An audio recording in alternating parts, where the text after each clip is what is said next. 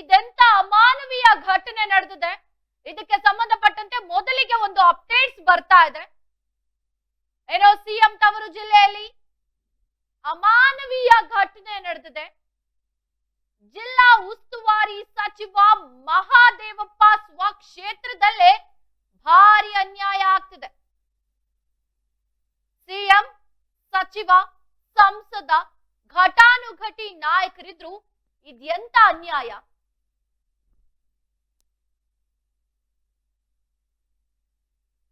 ನಲವತ್ತು ವರ್ಷಗಳಿಂದ ವಾಸಿಸುತ್ತಿದ್ದ ಮಾದಿಗ ಸಮುದಾಯ ಬೀದಿ ಪಾಲಾಗಿದೆ.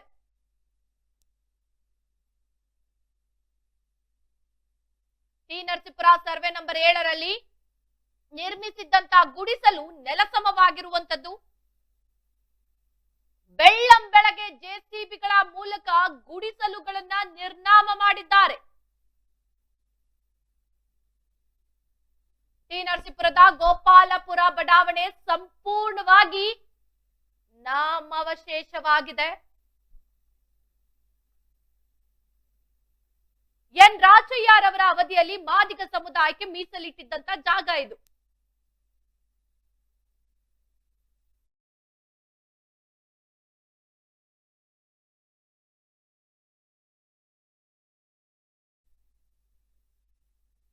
ಏನು ಈ ಜಾಗದಲ್ಲಿ ನಿರ್ಮಿಸಿಕೊಂಡಿದ್ದಂತ ಗುಡಿಸಲುಗಳನ್ನ ಏಕಾಏಕಿ ಬಂದು ಇಡೀ ಗ್ರಾಮವನ್ನ ನೆಲಸಮ ಮಾಡಿದ್ದಾರೆ ಅಧಿಕಾರಿಗಳು.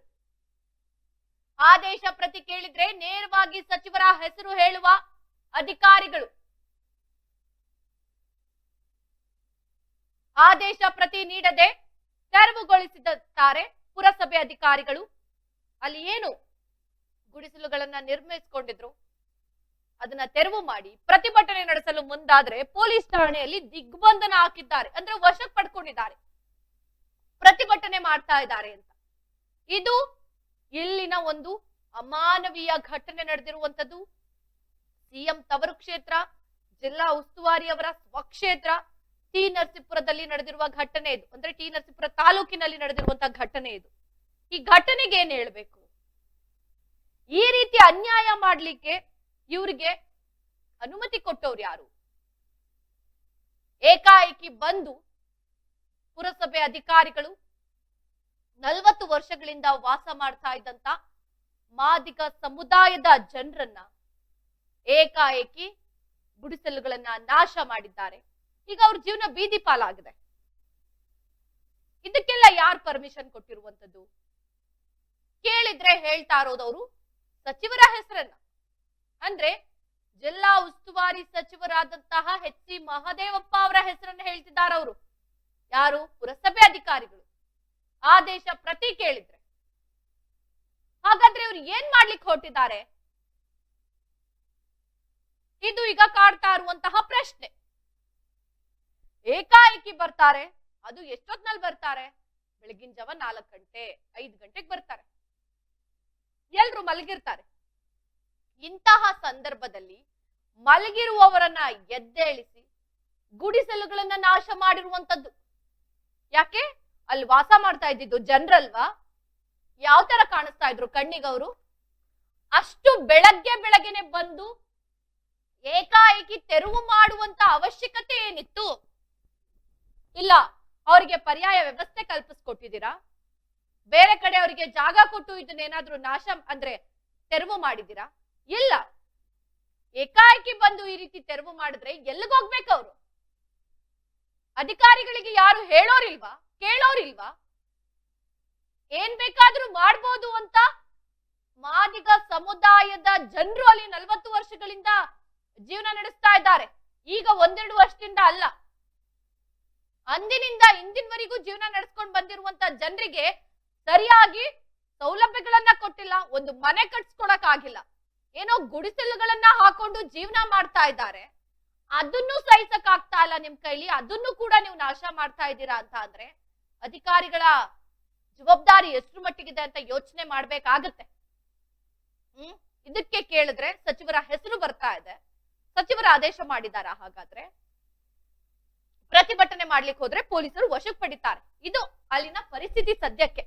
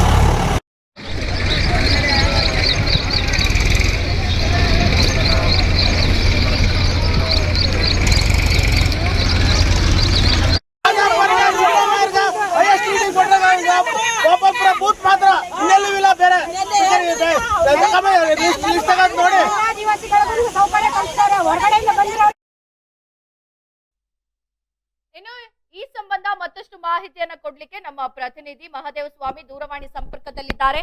ಮಹದೇವ ಸ್ವಾಮಿ, ಒಂದು ಕಡೆ ಸಿಎಂ ತವರು ಜಿಲ್ಲೆ, ಮತ್ತೊಂದು ಕಡೆ ಜಿಲ್ಲಾ ಉಸ್ತುವಾರಿ ಸಚಿವರ ಸ್ವಕ್ಷೇತ್ರ, ಎರಡೂ ಕೂಡ ಹೌದು. ಟಿ ನರಸೀಪುರದ ಗೋಪಾಲ್ಪುರ ಬಡಾವಣೆ ಅಂತ ಏನಿತ್ತು, ಇವತ್ತಿಗೆ ಈಗ ಸದ್ಯಕ್ಕೆ ಆ ಊರಿನ ಬಡಾವಣೆನೇ ಇಲ್ಲ. ಯಾಕೆಂದ್ರೆ ಆ ರೀತಿಯಾಗಿ ನಾಶ ಮಾಡಿದ್ದಾರೆ. ಏನ್ ನಡೀತಾ ಇದೆ ಇಲ್ಲಿ? ಹೌದು ರಚನಾ, ಇದು ನಿಜಕ್ಕೂ ಬಹಳಷ್ಟು ಶೋಚನೀಯ ಸ್ಥಿತಿನೇ ಅಂತ ಹೇಳ್ಬೋದು. ಯಾಕೆಂದ್ರೆ ಅವರು ಬಡ ಜನರಾಗಿದ್ದಾರೆ, ದಲಿತರಾಗಿದ್ದಾರೆ, ಅದು ಮಾದಿಗ ಸಮುದಾಯ ಆಗಿದೆ, ಬಹಳ ಹಿಂದುಳಿದಂತ ವರ್ಗ. ಅದು ಒಂದು ಸೈಟ್ಗಾಗಿ 40 ವರ್ಷಗಳಿಂದನೂ ಎಣಗಾಡ್ತಕ್ಕಂಥ ಪರಿಸ್ಥಿತಿ ನಿರ್ಮಾಣ ಆಗಿದೆ. ಇದುವರೆಗೂ ಹಲವಾರು ಕಡೆ ಪುರಸಭೆ ವ್ಯಾಪ್ತಿಯಲ್ಲಿ ಸೈಟ್ಗಳನ್ನ ಹಂಚಿಕೆ ಮಾಡಿದ್ರು ಆ ಒಂದು ಮಾದಿಗ ಸಮುದಾಯಕ್ಕೆ ಎಲ್ಲೂ ಕೂಡ ಒಂದಿಷ್ಟಾಗಲ ಜಾಗ, ಒಂದೇ ಒಂದು ಕುಟುಂಬಕ್ಕೆ ಒಂದು ಸೈಟ್ ನು ಕೊಟ್ಟಿರ್ತಕ್ಕಂಥ ಇತಿಹಾಸನೇ ಇಲ್ಲ. ಆದ್ರೂ ಇಲ್ಲಿ ಒಂದು ಏಕಾಏಕಿ ಬಂದು ಇಲ್ಲಿ ಅವರು ನಿರ್ಮಿಸಿರ್ತಕ್ಕಂಥ ಗುಡಿಸಲಲ್ಲಿ ಸರ್ವೆ ನಂಬರ್ 7ರಲ್ಲಿ ಅವರು ಗುಡಿಸಲು ನಿರ್ಮಾಣ ಮಾಡ್ಕೊಂಡು ವಾಸ ಮಾಡ್ತಾ ಇರ್ತಾರೆ. ಅವರು ಆ ಊರು ಅಲ್ಲಿಗೆ ಮೂಲಭೂತ ಸೌಕರ್ಯಗಳಿಗೋಸ್ಕರ ಹಕ್ಕೊತ್ತಾಯ ಮಾಡಿ ಹಲವಾರು ಬಾರಿ ಪ್ರತಿಭಟನೆ ಮಾಡಿ ಮನವಿಗಳನ್ನು ಸಲ್ಲಿಸಿರ್ತಾರೆ. ಆದ್ರೂ ಅಧಿಕಾರಿಗಳು ಅದನ್ನ ಸ್ಥಳಕ್ಕೆ ಈ ಹಿಂದೆ ಪ್ರತಿಭಟನೆ ನಡೀತಕ್ಕಂತ ಸಂದರ್ಭದಲ್ಲಿ ಸ್ಥಳಕ್ಕೆ ಬಂದು ಅಧಿಕಾರಿಗಳು ಆ ಒಂದು ನಿವೇಶನಗಳನ್ನು ಅಲ್ಲಿ ಯಾರು ಮೂಲ ನಿವಾಸಿಗಳು ಯಾರು ಇರ್ತಾರೋ ಅವ್ರಿಗೆ ಹಂಚಿಕೆ ಮಾಡ್ತೀವಿ, ಮತ್ತೆ ಅಲ್ಲಿ ಮೂಲಭೂತ ಸೌಕರ್ಯ ಕಲ್ಪಿಸುವುದಾಗಿ ಅಧಿಕಾರಿಗಳು ಮತ್ತೆ ಜನಪ್ರತಿನಿಧಿಗಳು ಯಾರು ವಾರ್ಡ್ ಮೆಂಬರ್ ಯಾರು ಇರ್ತಾರೆ ಮತ್ತೆ ಅಧಿಕಾರಿಗಳು, ಪುರಸಭೆ ಅಧಿಕಾರಿಗಳು ಸಮೇತವಾಗಿ ಬಂದು ಅಲ್ಲಿ ಒಂದು ಆಶ್ವಾಸನೆ ನೀಡಿರ್ತಾರೆ. ಆದ್ರೆ ಇತ್ತೀಚಿನ ಬೆಳವಣಿಗೆಗಳಲ್ಲಿ ಏನಾಗಿದೆ ಏನೋ ಗೊತ್ತಿಲ್ಲ. ಆದ್ರೆ ಇತ್ತೀಚೆಗೆ ಏಕಾಏಕಿ ನಿನ್ನೆ ಡಿಸೈಡ್ ಮಾಡ್ತಾರೆ, ಇಂದು ಬೆಳಗಿನ ಜಾವ 5 ಗಂಟೆಗೆ ಬಂದು ಆ ಗುಡಿಸಲುಗಳನ್ನ ತೆರವುಗೊಳಿಸ್ಬೇಕು ಅಂದ್ಬಿಟ್ಟು ಅವರು ಮೌಖಿಕವಾಗಿ ಡಿಸೈಡ್ ಮಾಡ್ಕೊಂಡ್ರೆ ಈ ವಿಚಾರ ಹೆಂಗೋ ಸಮುದಾಯಕ್ಕೆ ಮತ್ತೆ ಅಲ್ಲಿ ನಿವಾಸಿಗಳು ಸಂತ್ರಸ್ತರಿಗೆ ಗೊತ್ತಾಗುತ್ತೆ. ಆ ವಿಚಾರವಾಗಿ ಹೋಗಿ ಅಲ್ಲಿ ಪ್ರಶ್ನೆ ಮಾಡಿದಾಗ, ಪುರಸಭೆ ಅಧಿಕಾರಿಗಳನ್ನ ಪ್ರಶ್ನೆ ಮಾಡಿದಾಗ ಅಧಿಕಾರಿಗಳು ಇಲ್ಲ ಅಂತದ್ದೇನು ಇಲ್ಲ ಅಂತ ಮನವಿನೂ ಸಹ ಕೊಡ್ತಾರೆ. ಈ ವಿಚಾರವಾಗಿ ನಮ್ಗೆ ಈ ರೀತಿ ಒಂದು ಸುದ್ದಿ ಹರಿದಾಡ್ತಾ ಇದೆ, ತೆರವುಗೊಳಿಸ್ತಕ್ಕಂಥ ಕಾರ್ಯ ಬೆಳಿಗ್ಗೆ 5 ಗಂಟೆಯಿಂದ ಆರಂಭ ಆಗ್ತಾ ಇದೆ ಅಂತ ಒಂದು ಸುದ್ದಿ ಹರಿದಾಡ್ತಾ ಇದೆ. ಈ ವಿಚಾರ ಬಗ್ಗೆ ನಮ್ಗೆ ಸ್ಪಷ್ಟನೆ ಕೊಡಿ. ಇಲ್ಲ ಸರ್ಕಾರ ಆದೇಶ ಆಗಿದೆ, ಇಲ್ಲ ಜಿಲ್ಲಾಧಿಕಾರಿಗಳ ಆದೇಶ ಆಗಿದೆ, ಆ ಆದೇಶ ಆಗಿದ್ರೆ ಆ ಆದೇಶ ಪ್ರತಿ ಕೊಡಿ, ಏನಕ್ಕೋಸ್ಕರ ಈ ರೀತಿ ತೆರವುಗೊಳಿಸತಕ್ಕಂತ ಕಾರ್ಯಕ್ಕೆ ಮುಂದಾಗಿದೆ ಅನ್ನೋದ್ರ ಬಗ್ಗೆ ಆದೇಶ ಕೊಡಿ ಅಂತ ಕೇಳ್ತಾರೆ. ಅವರು ಅವ್ರ ಮನವಿನ ಈಸ್ಕೊಂಡು ಒಂದು ಅಕ್ನಾಲೇಜ್ಮೆಂಟ್ ಕೊಡ್ತಾರೆ ವಿನಃ ಮನವಿ ಏನಕ್ಕೋಸ್ಕರ ತೆರವು ಮಾಡ್ತಾ ಇದಾರೆ ಅನ್ನೋದ್ರ ಬಗ್ಗೆ ಸ್ಪಷ್ಟನೆ ಕೊಡೋದಿಲ್ಲ. ಹಾಗೇನೆ ಅವರು ಸಹ ಇಲ್ಲಿ ಪೊಲೀಸ್ ಠಾಣೆಗೆ ಬಂದು ಅವರು ಪ್ರತಿಭಟನೆ ಮಾಡೋದಕ್ಕೆ ಅವಕಾಶ ಕಲ್ಪಿಸಿಕೊಡಿ ಅಂತ ಕೇಳ್ತಾರೆ ಪ್ರತಿಭಟನೆಗೆ. ಆದ್ರೆ ಪ್ರತಿಭಟನೆಗೆ ಬಂದೋಬಸ್ತ್ ನೀಡಲು ಪೊಲೀಸ್ ಇಲಾಖೆ ನಿರಾಕರಿಸುತ್ತೆ. ಇವರು ಜಿಲ್ಲಾಧಿಕಾರಿಗಳು ಸಹ ನಿನ್ನೆನೆ ಹೋಗಿ ಅವರು ಮನವಿಯನ್ನು ಕೊಟ್ಟಿರ್ತಾರೆ. ಇಲ್ಲಿ ಈ ರೀತಿ ಒಂದು ನಮ್ಮ ಗುಡಿಸಲುಗಳನ್ನ ತೆರವುಗೊಳಿಸ್ತಕ್ಕಂತ ಒಂದು ಊಹಾಪೋಹಗಳು ಎದ್ದು ಹರಿದಾಡ್ತಾ ಇದೆ, ಇದು ಎಷ್ಟರ ಮಟ್ಟಿಗೆ ಸತ್ಯ, ಹಾಗೇನಾದ್ರು ಇದ್ರೆ ಇದ್ರ ಬಗ್ಗೆ ಏನಿದೆ ಮಾಹಿತಿ ಅದನ್ನ ಕೊಡಿ. ಇಲ್ಲ ಯಾರ ಆದೇಶ ಆಗಿದೆ, ಜಿಲ್ಲಾಧಿಕಾರಿ ಆದೇಶನ ಇಲ್ಲ ಸರ್ಕಾರದ ಆದೇಶನ, ಯಾವ ಆದೇಶ ಆಗಿದೆ, ಯಾವ ಆದೇಶದ ಮೇಲೆ ಈ ಒಂದು ಗುಡಿಸಲುಗಳನ್ನ ತೆರವುಗೊಳಿಸ್ತಾರೆ ಅದ್ರ ಬಗ್ಗೆ ಸ್ಪಷ್ಟನೆ ಕೊಡಿ ಅಂದ್ರೆ ನಿರಾಕರಿಸ್ತಾರೆ. ಅವ್ರಲ್ಲೂ ಸಹ ಸಿಗೋದಿಲ್ಲ. ಅದೇ ರೀತಿ ಇವತ್ತು ಮುಂಜಾನೆ 5 ಗಂಟೆಗೆ ತೆರವುಗೊಳಿಸ್ತಕ್ಕಂಥ ಸಂದರ್ಭದಲ್ಲಿ ತೆರವುಗೊಳಿಸೋದಕ್ಕೆ ಪೊಲೀಸ್ ಬಂದೋಬಸ್ತ್ನೊಂದಿಗೆ ಸಿಬ್ಬಂದಿ ಮತ್ತೆ ಅಧಿಕಾರಿಗಳು ಬರ್ತಾರೆ. ಆ ಸಂದರ್ಭದಲ್ಲಿ ಅದನ್ನ ಪ್ರತಿರೋಧ ಒಡ್ಡೋದಕ್ಕೆ ಅಲ್ಲಿ ಮಂಜುನಾಥ್ ಮತ್ತೆ ಇನ್ನೊಬ್ಬ ರಾಜು ಅಂತ ಇದ್ದಾರೆ, ಅವರಿಬ್ರು ಪ್ರತಿರೋಧ ಒಡ್ತಾರೆ. ಆವಾಗ್ಲೇ ಅವ್ರನ್ನ ಪೊಲೀಸರು ತಮ್ಮ ವಶಕ್ಕೆ ಪಡ್ಕೊಳ್ಳುತ್ತೆ. ಈ ವಿಚಾರ ಬೆಳಿಗ್ಗೆ ಆಗ್ತಾ ಇದ್ದಂತೆನೆ JCBಗಳು ಮತ್ತೆ ಹಿತಾಚಿ ಗರ್ಜನೆ ಸ್ಟಾರ್ಟ್ ಮಾಡದಂತೆನೆ ಅಲ್ಲಿನ ನಿವಾಸಿಗಳು ಎಲ್ಲ ಒಗ್ಗೂಡಿ ಅಲ್ಲಿ ಪ್ರತಿಭಟನೆ ವಿರೋಧ ವ್ಯಕ್ತಪಡಿಸ್ತಾರೆ. ಅಷ್ಟೇ ಅಲ್ಲದೆ ಅಲ್ಲಿನ ಪೊಲೀಸರನ್ನು ಸಹ ನಮ್ಮ ಮನೆಗಳನ್ನ ಯಾವುದೇ ರೀತಿ ಧ್ವಂಸ ಮಾಡಬೇಡಿ, ಮತ್ತೆ ಪುರಸಭೆ ಅಧಿಕಾರಿಗಳು ಮನವಿ ಮಾಡ್ಕೊಳ್ತಾರೆ, ಅವರು ಯಾವುದೇ ರೀತಿ ಇದ್ ಮಾಡ್ದೇನೆ ಅಲ್ಲಿ ಸರ್ಕಾರದ ಆದೇಶ ಮತ್ತು ಏನು ನಮಗೆ ಮೌಖಿಕ ಆದೇಶ ಅಂತಾನೆ ಏನೋ ಇದು ಮನೆಗಳನ್ನ ಧ್ವಂಸ ಮಾಡೋದಕ್ಕೆ ಮತ್ತೆ ಗುಡಿಸಲುಗಳನ್ನ ತೆರವುಗೊಳಿಸ್ತಕ್ಕಂಥ ಕಾರ್ಯಕ್ಕೆ ಮುಂದಾಗ್ತಾರೆ. ಜೊತೆಗೆ ಮಾದೇಸ್ವಾಮಿ ರಾಚಯ್ಯ ಅವರ ಅವಧಿಯಲ್ಲೇ ಇದನ್ನ ಮಾದಿಗ ಸಮುದಾಯಕ್ಕೆ ಅಂತ ಮೀಸಲಿಟ್ಟಿರ್ತಾರೆ. ಅಂದ್ರೆ ಇವರು ಒಂದೆರಡು ವರ್ಷಗಳಿಂದ ಅಲ್ಲಿ ವಾಸ ಮಾಡ್ತಾ ಇಲ್ಲ, 40 ವರ್ಷಗಳಿಂದ ಕೂಡ ಅಲ್ಲೇ ವಾಸ ಮಾಡ್ತಾ ಇದ್ದಾರೆ. ಅಂದಿನಿಂದ ಇಲ್ದೇ ಇರೋದು ಈಗ ಏಕಾಏಕಿ ಬಂದು ತೆರವು ಮಾಡ್ಲಿಕ್ಕೆ ಕಾರಣ ಏನು? ಜೊತೆಗೆ ಸಚಿವರ ಹೆಸರು ಕೂಡ ಇಲ್ಲಿ ಕೇಳಿ ಬರ್ತಾ ಇದೆ. ಹೌದು, ಇಲ್ಲಿ ಬಹಳಷ್ಟು ನಿಜಕ್ಕೂ ಒಂದ್ 40 ವರ್ಷಗಳಿಂದ ಒಂದು ಎಷ್ಟು ಜಾಗಕ್ಕಾಗಿ ಅವರು ಎಣಗಾಡ್ತಕ್ಕಂಥ ಪರಿಸ್ಥಿತಿ ನಿರ್ಮಾಣ ಆಗಿದೆ. 40 ವರ್ಷದಿಂದನೂ ಅವರ ಒಂದು ಬೇಡಿಕೆ ಏನಾದ್ರೆ ನಮ್ಗೆ ಸ್ವಂತ ನಿವೇಶನ ಇಲ್ಲಿ ಏನು ನಮಗೆ ಎನ್ ರಾಜಯ್ಯ ಅವರು ಒಂದು ಅವಧಿಯಲ್ಲಿ 40 ವರ್ಷಗಳ ಹಿಂದೆನೆ ಎನ್ ರಾಜಯ್ಯ ಅವರು ಈ ಸಮುದಾಯಕ್ಕೆ ಇಲ್ಲಿ ಏನು ಗೋಪಾಲ್ಪುರ ಹೊಸ ಬಡಾವಣೆ ಗೋಪಾಲ್ಪುರದ ಜನತೆಗೆ ಸಂಬಂಧಪಟ್ಟ ಜಾಗ ಇದು, ಇವ್ರಿಗೇನೆ ಇಲ್ಲಿ ಏನೇ ನೀಡಿದ್ರು ಇವರಿಗೆ ವಸತಿಗಳನ್ನ ಇಲ್ಲೇನೆ ನೀಡಬೇಕು, ನಿವೇಶನಗಳನ್ನ ನೀಡಬೇಕು ಅಂತ ಅವರು ಮೀಸಲಿಟ್ಟಿರ್ತಾರೆ. ಈ ವಿಚಾರ ಬಹಳಷ್ಟು ಮೌಖಿಕವಾಗಿ ಇಟ್ಟಿರ್ತಾರೆ. ಈ ವಿಚಾರ ಬಹಳಷ್ಟು ಸರಿ ಸದನದಲ್ಲೂ ಕೂಡ ಚರ್ಚೆ ಆಗಿರುತ್ತೆ. ಇತ್ತೀಚೆಗೆ ಈ ಹಿಂದೆ ಶಾಸಕರಾಗಿರ್ತಕ್ಕಂಥ ಅಶ್ವಿನ್ ಅವರು ಕೂಡ ಈ ವಿಚಾರವಾಗಿ ಅಲ್ಲಿ ಧ್ವನಿ ಎತ್ತಿರ್ತಾರೆ. ಅದಕ್ಕೂ ಅಲ್ಲಿ ಸದನದಲ್ಲೂ ಚರ್ಚೆ ಆಗಿರುತ್ತೆ. ಅಷ್ಟೇ ಅಲ್ಲದೆ ಪುರಸಭೆ ಸಾಮಾನ್ಯ ಸಭೆಗಳಲ್ಲೂ ಈ ವಿಚಾರಗಳು ಚರ್ಚೆ ಆಗಿರುತ್ತೆ. ಆ ಬಡವಣಿಗೆ ಮೂಲಭೂತ ಸೌಕರ್ಯಗಳು ಕಲ್ಪಿಸ್ಕೊಡ್ಬೇಕು ಅಂತ ಕೂಡ ಚರ್ಚೆ ಆಗಿರುತ್ತೆ. ಮತ್ತೆ ಅದು ರೆಗ್ಯುಲೇಷನ್ ಕೂಡ ಆಗಿರುತ್ತೆ. ಆ ರೆಗ್ಯುಲೇಷನ್ ಕಾಪಿಗಳು ಕೂಡ ಲಭ್ಯ ಇದೆ ಅವ್ರ ಹತ್ರ. ಈಗಿರ್ಬೇಕಾದ್ರೇನೆ ಈಗ ಏಕಾಏಕಿ ಬಂದು 40 ವರ್ಷಗಳಿಂದನೂ ಇವ್ರಿಗೆ ಅಂತ ಮೀಸಲಿಟ್ಟ ಜಾಗದಲ್ಲಿ ಇವರೊಂದು ಗುಡಿಸಲು ಸಡ್ಡು ಮತ್ತೆ ಮನೆಗಳನ್ನ ನಿರ್ಮಾರ್ಕೊಂಡು ವಾಸ ಮಾಡ್ತಾ ಇರತಕ್ಕಂಥ ಸಂದರ್ಭದಲ್ಲಿ ಇವರು ಏಕಾಏಕಿ ಬಂದು ಯಾರ್ದೋ ಒಂದು ಮೌಖಿಕ ಆದೇಶಗಳಿಗೆ ಬೆಲೆ ಕೊಟ್ಟು ಬಂದು 200-210 ಕುಟುಂಬಗಳು ಬೀದಿ ತರ್ತಕ್ಕಂಥ ಕೆಲಸ ಆಗಿದೆ ಅಂತಾನು ಕೂಡ ಇಲ್ಲಿ ಬಹಳಷ್ಟು ಆರೋಪಗಳು ಕೇಳಿ ಬರ್ತಾ ಇದೆ. ಕೊನೆಯದಾಗಿ ಮಾದೇಸ್ವಾಮಿ, ಈಗ ಸದ್ಯಕ್ಕೆ ಅಲ್ಲಿನ ಪರಿಸ್ಥಿತಿ ಹೇಗಿದೆ? ಈಗಷ್ಟೇ ಎಲ್ಲ ಇದು ತೆರವು ಕಾರ್ಯಾಚರಣೆನ ಪ್ರಾರಂಭ ಮಾಡಿ ಪೂರ್ಣಗೊಳಿಸಿದರೆ ಅಲ್ಲಿ ಬಹಳಷ್ಟು ವಿರೋಧ ವ್ಯಕ್ತವಾದ ಹಿನ್ನೆಲೆಯಲ್ಲಿ ಅಲ್ಲಿನ ಒಂದಷ್ಟು ಗ್ರಾಮಸ್ಥರನ್ನ ತಮ್ಮ ವಶಕ್ಕೆ ಪಡ್ಕೊಂಡು ಹೋಗಿದ್ದಾರೆ. ಮತ್ತೆ ಅಲ್ಲಿ ಎಲ್ಲ ತೆರವು ಕಾರ್ಯ ಪೂರ್ಣಗೊಂಡು ತಮ್ಮ ಎಲ್ಲ ಅಧಿಕಾರಿಗಳು ವಾಪಸ್ ಆಗಿದ್ದಾರೆ. ಇನ್ನು ಮುಂದೆ ಏನಾಗುತ್ತೆ, ಅವ್ರ ಕಾನೂನು ಹೋರಾಟಗಳು ಏನಾಗ್ಬೋದು, ಮುಂದಿನ ಆಗುಹೋಗುಗಳು ಏನಾಗ್ಬೋದು ಅಂತ ಕಾದ್ ನೋಡ್ಬೇಕಾಗಿದೆ ರಚನಾ. ಜೊತೆಗೆ ಇನ್ನೊಂದೇನು ಅಂತಂದ್ರೆ ಈಗ ಅವ್ರಿಗೆ ಪರ್ಯಾಯ ವ್ಯವಸ್ಥೆ ಇಲ್ಲ, ಗುಡಿಸಲು ತೆಗೆದುಬಿಟ್ರೆ ಅವ್ರು ಎಲ್ಲಿ ಬೀದಿಲ್ ಮಲ್ಕೋಬೇಕಂತ? ಹೌದು, ಈಗ ಅದೇನೇ ದೊಡ್ಡ ಸಮಸ್ಯೆ ಆಗಿರ್ತಕ್ಕಂಥದ್ದು. ಅಲ್ಲಿ ಬಹಳಷ್ಟು ಜನ ಬಹಳ ಕಡು ಬಡವರು, ಅವ್ರೂ ಕೂಲಿ ನಾಲಿ ಮಾಡಿ ಇಲ್ಲ ಮತ್ತು ಸಾಲಾರ ಮಾಡಿ ಒಂದು ಸಣ್ಣದಾಗಿ ಗುಡಿಸಲು ನಿರ್ಮಾಣ ಮಾಡ್ಕೊಂಡಿದ್ರೆ, ಹೀಗಾಗಿ ಏಕಾಏಕಿ ಅವರು ಗುಡಿಸಲುಗಳನ್ನೆಲ್ಲ ಕಿತ್ಕೊಂಡು ಹೋಗಿದ್ದಾರೆ. ಹಾಗಾಗಿ ನಮ್ಗೆ ಮುಂದಿನ ಭವಿಷ್ಯ ಏನು ಅಂತಾನು ಕೂಡ ಅಲ್ಲಿ ಜನರ ಪ್ರಶ್ನೆ ಆಗಿದೆ. ಓಕೆ, ಧನ್ಯವಾದ ತಮ್ಮೆಲ್ಲ ಮಾಹಿತಿಗಾಗಿ ಮಹದೇವಸ್ವಾಮಿ. ಇನ್ನು ಸಿಎಂ ತವರು ಜಿಲ್ಲೆ, ಮತ್ತೊಂದು ಕಡೆ ಎಚ್ ಸಿ ಮಹದೇವಪ್ಪ ಅವರ ಸ್ವಕ್ಷೇತ್ರ, ಜೊತೆಗೆ ಸಂಸದ ಸುನಿಲ್ ಬೋಸ್ ಅವರ ಕ್ಷೇತ್ರ ಕೂಡ ಹೌದು. ಇಷ್ಟು ಘಟಾನುಘಟಿ ನಾಯಕರಿದ್ರು ಕೂಡ ಅಲ್ಲಿ ಮಾದಿಗ ಸಮುದಾಯ ಅಂತ ಒಂದು ಸಮುದಾಯ 40 ವರ್ಷಗಳಿಂದ ಜೀವನ ಮಾಡ್ತಾ ಇದೆ. ಇವತ್ತು ಆ ಸಮುದಾಯದ ಜನರು ಬೀದಿ ಪಾಲಾಗಿದ್ದಾರೆ. ಅದಕ್ಕೆ ಕಾರಣಕರ್ತರು ಯಾರು? ಅಧಿಕಾರಿಗಳ, ಸಚಿವರ? ಅದನ್ನ ಯೋಚನೆ ಮಾಡ್ಬೇಕಾಗತ್ತೆ.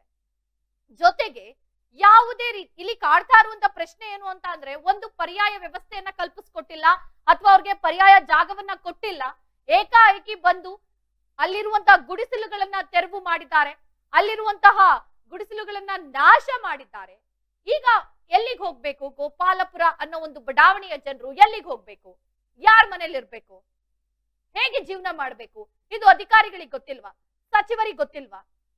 ಜೊತೆಗೆ ಪೊಲೀಸರು ಕೂಡ ಅವರು ಪ್ರತಿಭಟನೆ ಮಾಡ್ತಾ ಇದ್ರೆ ಅವ್ರನ್ನ ವಶಕ್ಕೆ ಪಡ್ಕೊಂಡು ಪುರಸಭೆ ಅಧಿಕಾರಿಗಳ ಜೊತೆ ಸೇರಿ ಅಲ್ಲಿಗೆ ತೆರವು ಕಾರ್ಯಾಚರಣೆಗೆ ಸಪೋರ್ಟ್ ಮಾಡ್ತಾ ಇದ್ದಾರೆ. ಅಂದ್ರೆ ವಶಕ್ಕೆ ಪಡ್ಕೊಂಡಿದ್ದಾರೆ. ಗೊತ್ತಿಲ್ವಾ ಏನ್ ನಡೀತಾ ಇದೆ ಅಂತ? ಆ ಜನ ಏನ್ ಮಾಡ್ಬೇಕು? ಸಣ್ಣ ಮಕ್ಳಿದ್ದಾರೆ, ವಯಸ್ಸಾದವರಿದ್ದಾರೆ, ಎಲ್ರು ಇದ್ದಾರೆ. ಏನಾದ್ರೂ ಹೆಚ್ಚು ಕಮ್ಮಿ ಆಯ್ತು ಅಂದ್ರೆ ಯಾರು ಜವಾಬ್ದಾರಿ ತೆಗೆದುಕೊಳ್ತಾರೆ? ಜೊತೆಗೆ ಈ ರೀತಿ ಏಕಾಏಕಿ ಗುಡಿಸಲುಗಳನ್ನ ತೆರವು ಮಾಡ್ಲಿಕ್ಕೆ ಆದೇಶ ಕೊಟ್ಟವ್ರು ಯಾರು? ಆದೇಶ ಪ್ರತಿಕೂಡಿ ಅಧಿಕಾರಿಗಳೇ. ಅದನ್ನ ಕೇಳಿದ್ರೆ ನೀವ್ ಹೇಳ್ತಾ ಇರುವಂತ ಕಾರಣಗಳೇನು? ನೀವ್ ಹೇಳ್ತಾ ಇರುವಂತ ಹೆಸರು ಯಾರ್ದು? ಯಾಕೆ ಇಷ್ಟು ಬೇಜವಾಬ್ದಾರಿತನ?